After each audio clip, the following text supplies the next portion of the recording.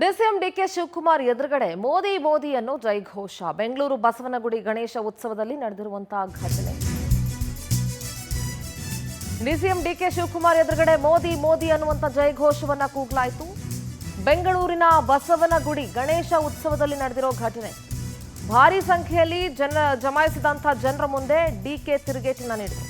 ಪ್ರಧಾನಿ ನರೇಂದ್ರ ಮೋದಿ ಕೂಡ ಡಿಕೆ ಅಂತಾರೆ ಅಂತ ಡಿಕೆ ಶಿವಕುಮಾರ್ ಹೇಳಿದರು. ಸೂಕ್ಷ್ಮ ಮಾತಿನ ಮೂಲಕವೇ ಮೋದಿ ಫ್ಯಾನ್ಸ್ಗೆ ಡಿಕೆ ಶಿವಕುಮಾರ್ ತಿರುಗೇಟನ್ನ ನೀಡಿದರು. ಏನಾಯ್ತು ಆ ಸಂದರ್ಭದಲ್ಲಿ ನೋಡ್ಕೊಂಡು ಬನ್ನಿ. ಮೋದಿ ಅವ್ರು ಕೇಳಿ ಅವರು ಡಿಕೆ ಅಂತ ಹೇಳ್ತಾರೆ. ಮೋದಿ ಅವ್ರು ಕೇಳಿ ಅವರು ಡಿಕೆ ಅಂತ ಹೇಳ್ತಾರೆ. ಮೋದಿ ಅವ್ರು ಕೇಳಿ ಅವರು ಡಿಕೆ ಅಂತ ಹೇಳ್ತಾರೆ.